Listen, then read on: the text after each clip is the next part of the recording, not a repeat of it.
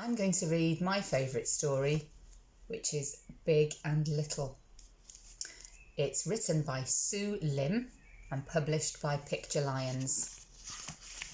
And here's a picture, Big and Little.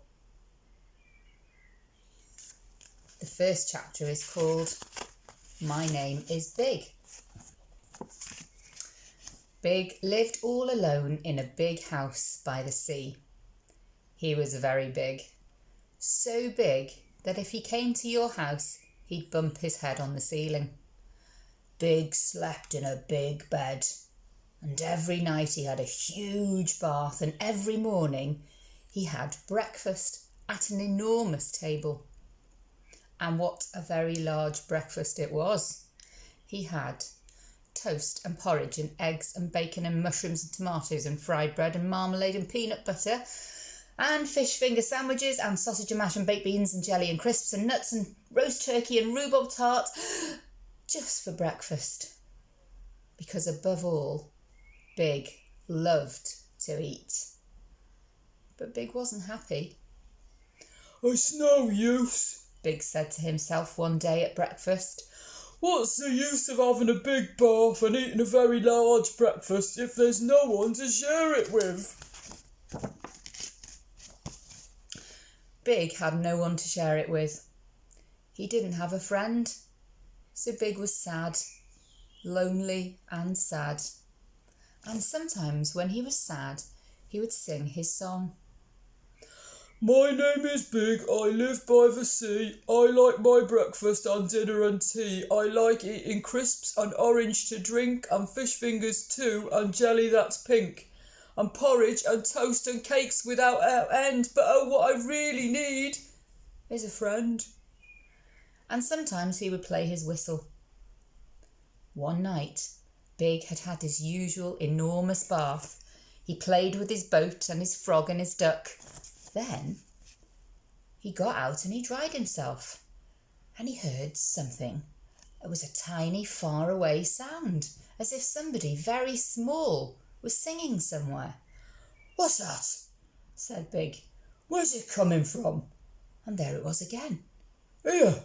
cried Big. "It's coming from the plug hole. Well, stone the crows."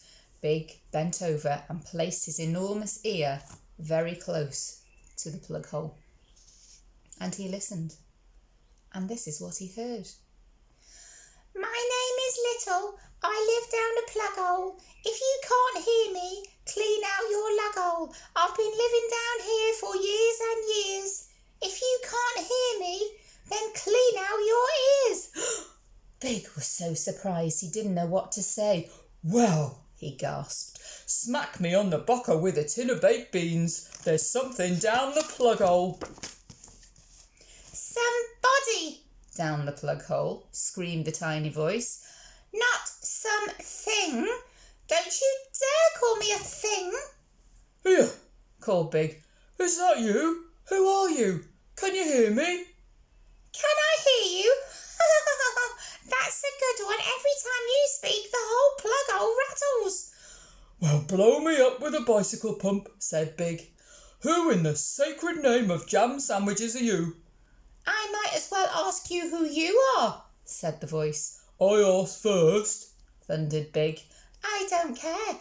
I'm not going to tell you who I am until you tell me who you are."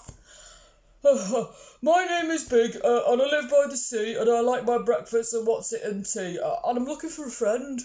How about you?" Big asked. "What is your name?" But there was no answer. "Hello," called Big. "Are you there, little thingy that lives down a plug hole? Whatchamacallit thingy?" Not a sound was heard.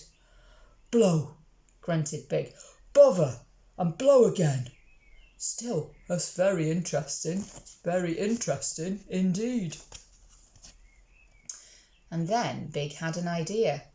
"I know what I'll do," he yelled. He went off to his kitchen and he cut a delicious slice of rhubarb tart and put it in the bath right next to the plug hole. "Here," he called softly. "You down there. If you get hungry in the night, there's a piece of rhubarb tart up here for you." Again, there was no answer. So Big went to bed. He filled his enormous hot water bottle and snuggled down with it under his huge quilt. Inside the house, everything was snug and safe and sleepy. Outside, everything was quiet under the night except for the sound of the sea. And that's chapter 1. And there's the piece of rhubarb tart and Big in his big, big bed. And maybe we'll have some more chapters a bit later on.